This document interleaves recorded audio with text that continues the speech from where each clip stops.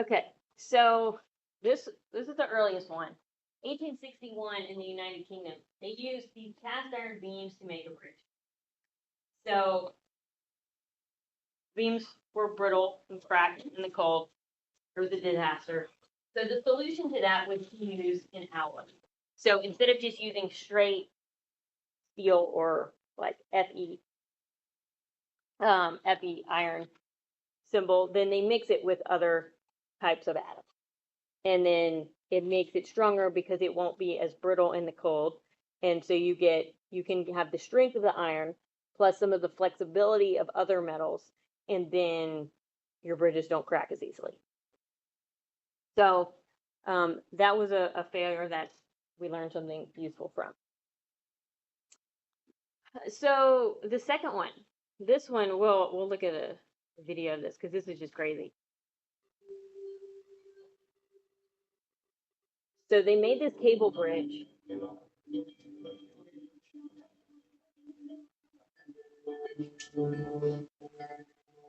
You can see the wind is blowing it, and it's just bouncing up and down. Okay, so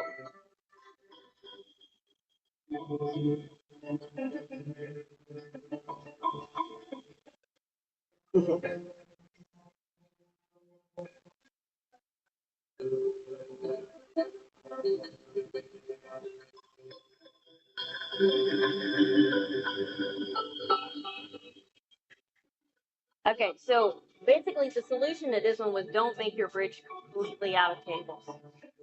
Completely out of what? Cables. But you can't just have all flexible materials. Oh. Okay, so there goes.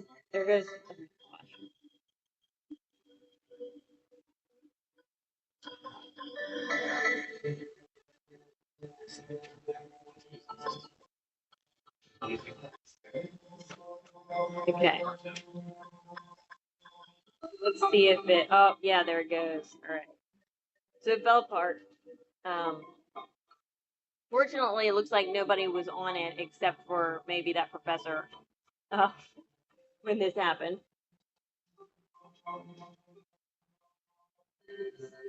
Oh, yeah, there he is. Okay. So I don't really know what ended up happening to him, if he lived through it or not, but anyway, so that was another disaster. Okay, solution to that one was rebuild it. Yeah. So, but also don't just use cables on your bridge. Okay, so then more recent ones. This one was in Wisconsin. So the welds on the bridge failed during rush hour. So,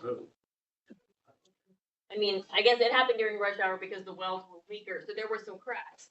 So primary crack and then secondary cracks started in it because of the weld being bad. And so then when it was loaded with people, the welds were just not strong enough to hold it. So yeah, the solution here was to minimize the number of cross members, which are the ones that go, I guess, into the page. Also to drill and bolt the weld. So you have not just the weld, but then also they have plates and they're bolted around. So you have like two types of things holding it together. Did anyone get hurt in that accident? I imagine so. All right. So then there's a few in Canada that happened.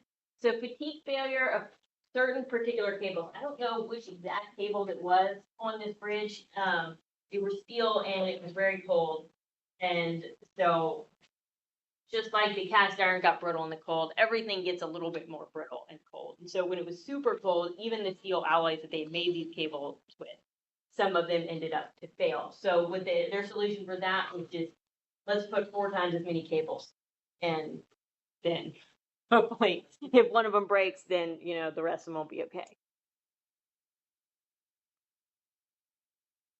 All right, so here's another one in Canada. So there was, maybe this wasn't the most professional way to put it, but anyway, the concrete job was just horrible. And so people noticed that the bridge was cracking and collapsing even before it happened. So they were able to, you can see this, take out the section and rebuild it. But if you look here, you can see the rebar that's in the concrete here, and it's all messed up, and you can see the concrete is all cracking. So the reason that you put rebar in concrete is because concrete is very strong in compression, but it is not strong in tension. So like you can build a foundation out of concrete and have as much weight, pushing down on it. It's okay. But if you have something that's in the air, like a bridge, as soon as weight is on it, that's going to cause it to bend. And so the top of it will be in compression, the bottom of it will be in tension, because the bottom of the bridge is being kind of pulled, and the top of the bridge is being pushed when you have weight on it. So the point of the rebar is because the steel is strong in tension. So when you combine the concrete with the rebar, then you have strength in tension and compression. That's why you put rebar in concrete.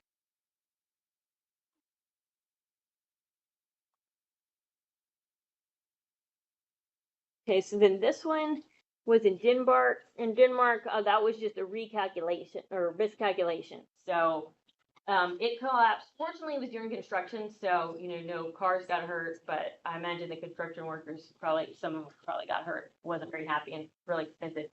So this is a good reason to always do reality check on anything that you calculate. Like, does this number make sense? Check your units. Just running in, if you run FEA on something and you get the beautiful rainbow, like it doesn't always mean that it's okay, like actually look at what the stress values are and what the deflection values are, and if those make sense for what you think it should be. Knowing also where to apply your loads. So if, for example, we run FEA on a bridge and we just model it, our load as like one point in the middle, that's not representative of most of the time that the bridge is being used. So if you have one car, that could be like 1 point load. But if you have like a whole line of cars bumper to bumper during rush hour, now you have a distributed load. You have so many points. It's sort of like an integral as opposed to just like a single value. Anyway, so you do want to analyze also the static. In this case, they probably would have wanted to analyze the dynamic part of it, but just reasons to check calculations. So this one, oh yeah, you can see the little GIF. So this was in Minnesota, and there was a resurfacing project on part of it. So then there was more traffic on the other part of it, and the gusset plates, which are here, were undersized, and you can see there's a little bit of deflection. Like these are starting, this is from an analysis that they did. These started to bend, and then they broke, and then they had to rebuild it.